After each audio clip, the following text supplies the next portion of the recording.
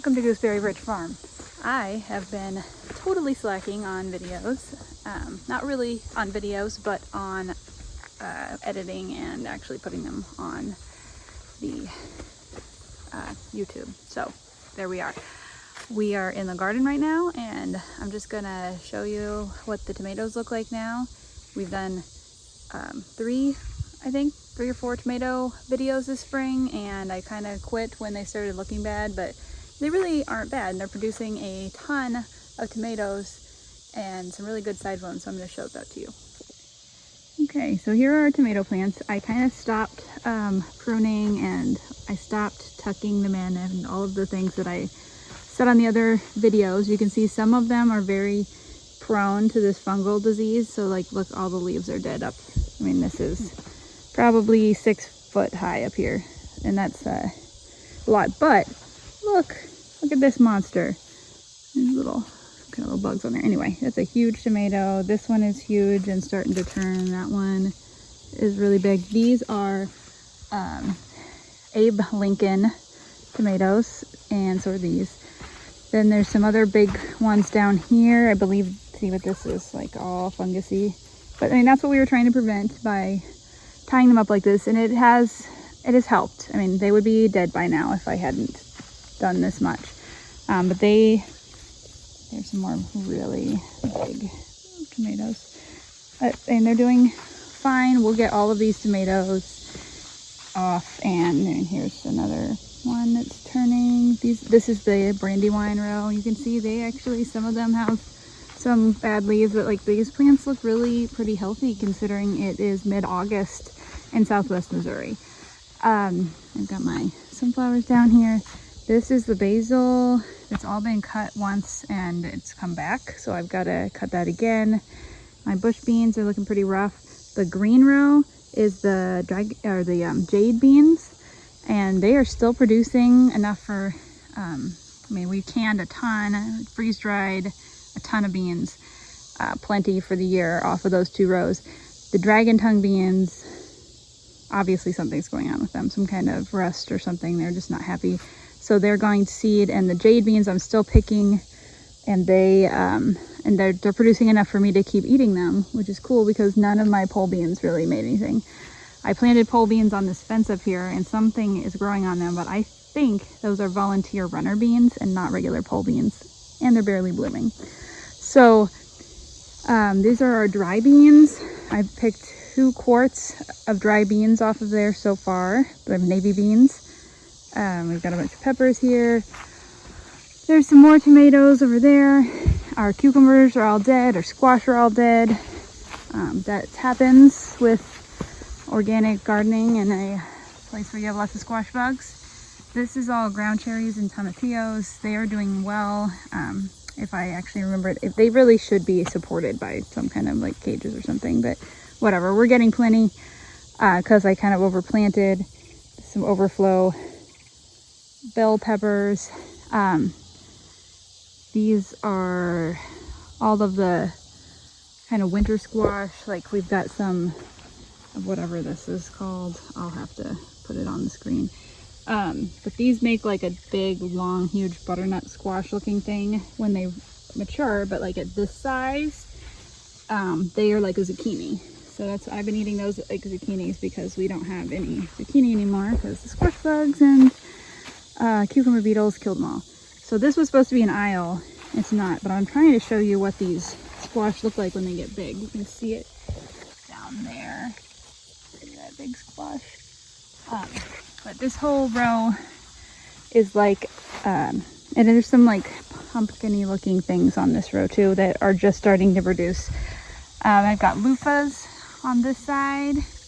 They were pretty late to set fruit, but I think they might dry by the time frost rolls around.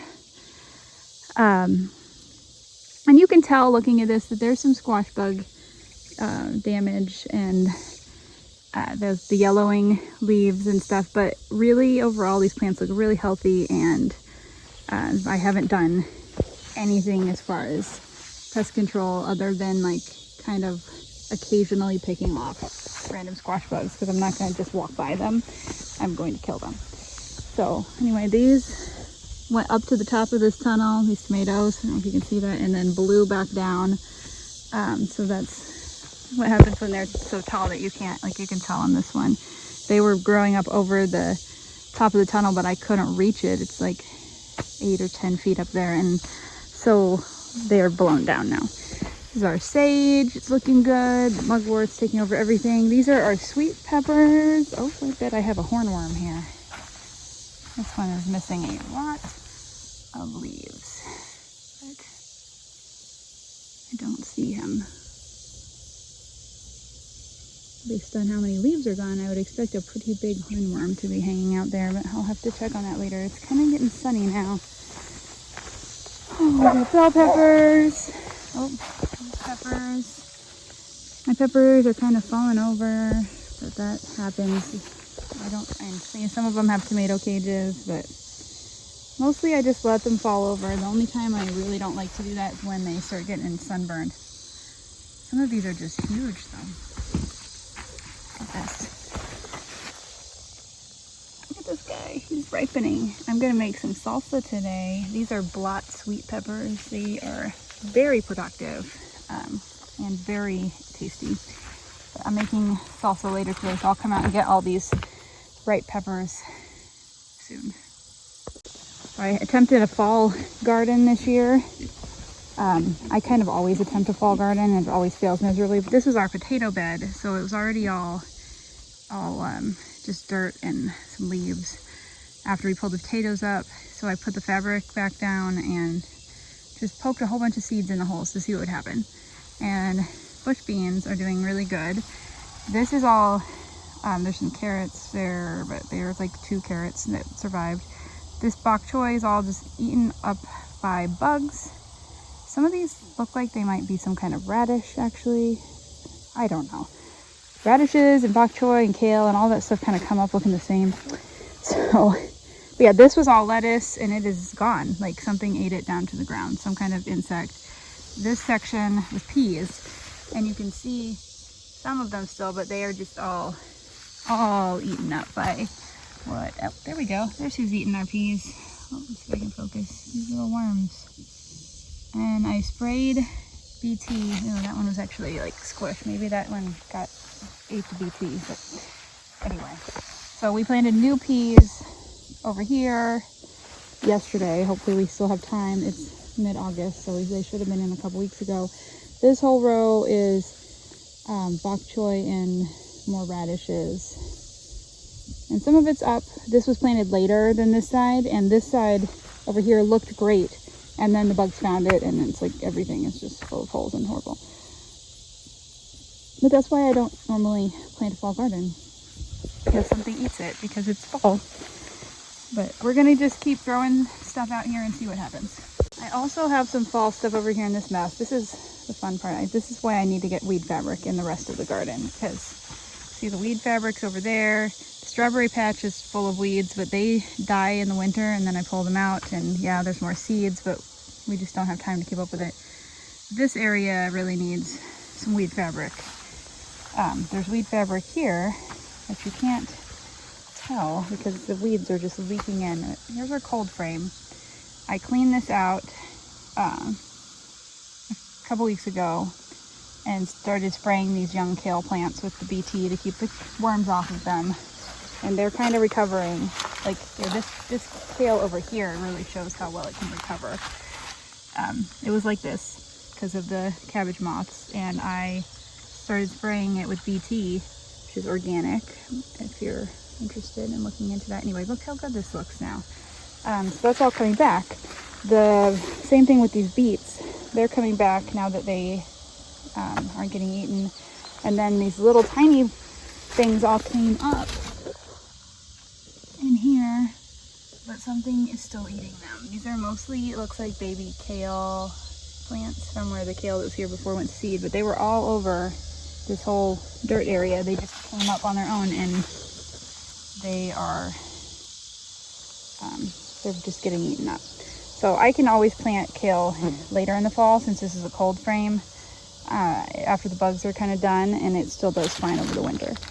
This is another Kale Jungle.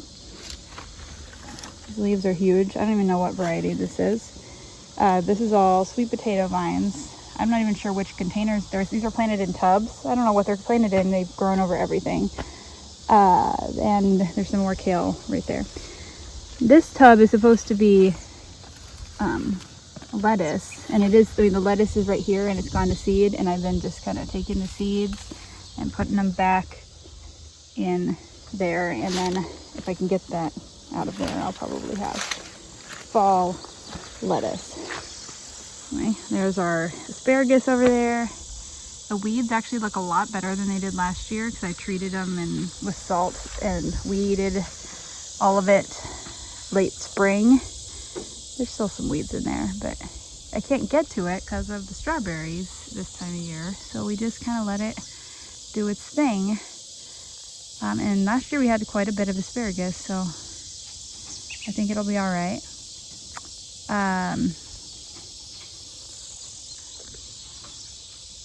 I'm saying you can hardly even tell those are strawberries. It's awful. Anyway, let's head on over to the flower field, which I'll probably just make a separate video at this point. Garden update, or runner beans, and then flower farm update. So come on over and watch that video, I guess.